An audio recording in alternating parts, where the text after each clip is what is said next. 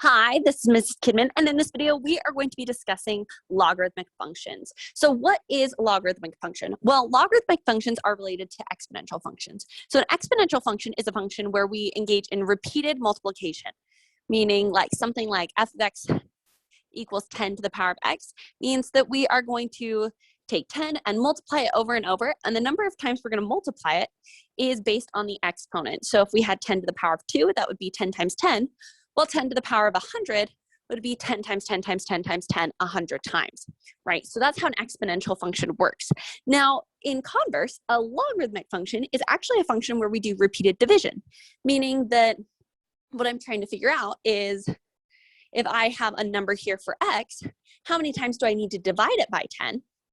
Or how many times will it be divided by 10 to get the answer that is there? So we're doing that repeated division sign. And basically it's, related to how many times do I need to divide a number to get that one by 10.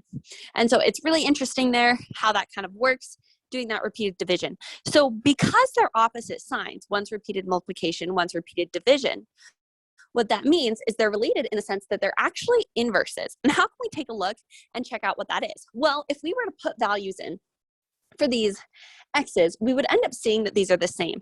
Now, when it comes to our f of x equals 10 to the power of x, what we're going to do is just put those values in. So let's say I put a -2, -1, 0, 1, and 2 in. Let's just take a look. So I know anything to the power of 0 is 1, 10 to the power of 1 is 10, 10 to the power of 2 is 100. Now 10 to the power of -1 is 1/10, or 0.0 or 0.1, and 10 to the -2 is 1/100th, or 0.01, depending on how we want to look at it. So what we want to engage in is we want to see what happens if I put these y values into our logarithmic function and what we end up getting out here. Now to do this, what you're going to notice is this log base 10 of x, we actually can do that in our calculator. In our calculator, the button that says log is actually log base 10. So what we're going to do is we're going to use that button to evaluate our function at these different places. So what happens if we find the log of 0.01? Well, if we find the log of that, you'll end up seeing that we get out a point of -2. So if I put in 0.01, I get -2 out. What happens if I do the log of 1/10? Well, if I put that 1/10 in, I end up getting -1 out. If I put the log of 1, I end up getting 0. If I put the log of 10, I end up getting 1. And if I put the log of 100, I end up getting 2. So we can see that those are inverses. Now, how is that related to one another? Well, a logarithmic function, as we talked about, is an inverse. So to do a log is basically like saying we're going to undo our exponent there.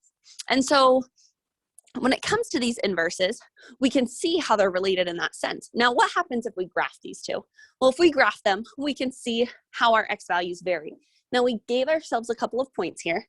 So here I've got 0, 1, 2. Let's spread those out a little bit. 0, 1, 2, 0, -1, -2. And we know at 0, it's going to be 1. At 1, it's going to be 10. And at 2, it's going to be 100. And then we've got a smaller fraction and a smaller fraction. So our exponential, as we know, looks something like this. Now, what happens with our logarithmic function? Well, we can actually graph this in our graphing calculator if we would like, or we can use those values that we had. So at 0.1, we get a value of -2. Or 0.01. At 0.1, we get one of -1. At 1, we get a value of 0.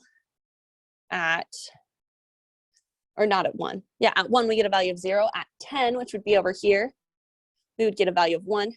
And then a value of 100. At 100, we'd get a value over here. So this function looks like this. So we can kind of see how they're inverses of each other, that they're related in that sense. They look the same. However, our x and y values are just switched. So how is this important? Well, when it comes to evaluating things, as you probably have noticed, unless you use that log button on your calculator, it's pretty difficult to figure out what the log of something is. Now, because they're inverses, what we can do is we can rewrite them as one another, which is really what's going to play a big role when it comes to evaluating. So please check out the next video in which we talk about how we can rewrite inverse function or rewrite exponentials as logs or logs as exponentials. But a quick reminder, exponential functions and logarithmic functions are inverses of each other, where our x and y values change.